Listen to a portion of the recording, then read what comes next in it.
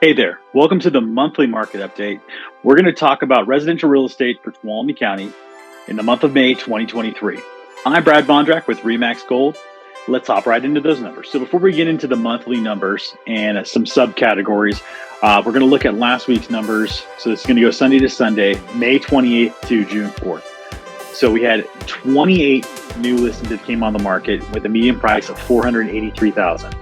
We had 97 that are currently pending on that week with a median price of $410,000. And we had 9 that went off the market, giving us a median price of that $515,000. There's 272 total active units here in Tuolumne County with a median price of $475,000. So with those numbers out of the way, let's take a recap of what transpired during the month of April 2023.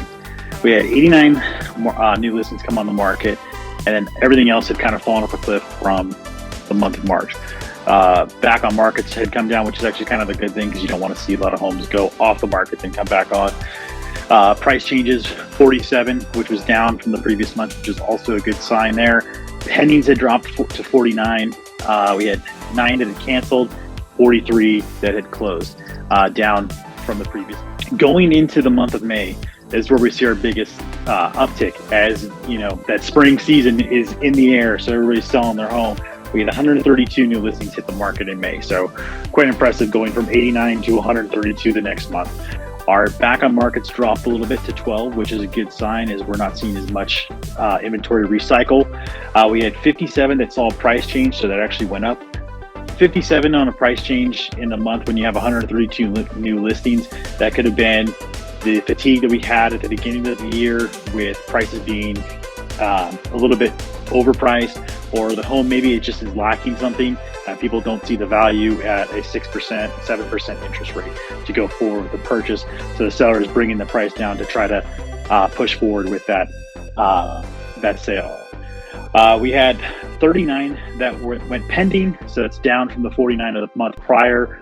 We had 13 that had gone canceled, and 64 that had closed in the month of May. So one thing I'm going to add here to this monthly market update is the recap of certain areas in our county that tend to be more sought after for our buyers, where they typically tend to move to the area, or are locals that know specific areas where they want to be. Those 6 areas are Sonora, Twain Harte, Jamestown, Phoenix Lake area, the Solziville area, and the Pine Mountain Lake / Groveland area. So to start this recap off, we're going to start with Sonora. So in Sonora, we had 19 new listings come on the market in the month of May, 11 that had gone sold, and there's currently 45 that are active for sale. Moving on to Twain Harte, we had 19 new listings also come on the market in Twain Harte, and we had 5 that went off the market as a sold property, and 41 that are currently active. Moving into Phoenix Lake, another very hot area. If there's a property that comes on, it tends to go really quickly. So we had 5 new listings that had come on the market in May, 11 that had sold, so stuff from previous month, and 22 active units that are for sale. So moving on to Jamestown, we have 4 new listings that had come on the market, 4 that also had gone off the market, and we have 15 that are currently active in the area. So the Monte Vista area is also known as the Solziville area. So this kind of extends beyond eastern Sonora, going up into Solziville before you get up the grade going into Twain Harte. We had 4 new listings that came on the market there, 3 that had sold, and there's 10 that are currently active. So moving up towards the 120 corridor, we've got the Groveland area, which encompasses Big Oak Flat, Groveland, and also Pine Mountain Lake. We had 22 new listings that came on the market in May, with 9 that had sold and 47 that are currently active. So to recap the month of May, we saw quite an increase into our inventory, which is great. We have 272 units available for purchase. Considering just like 4 or 5 months ago, we were below 175. So that's amazing to see that we got, 100 unit increase. Now we just need the markets to help solidify that for some buyers. We saw 7% interest rates again just about a week ago.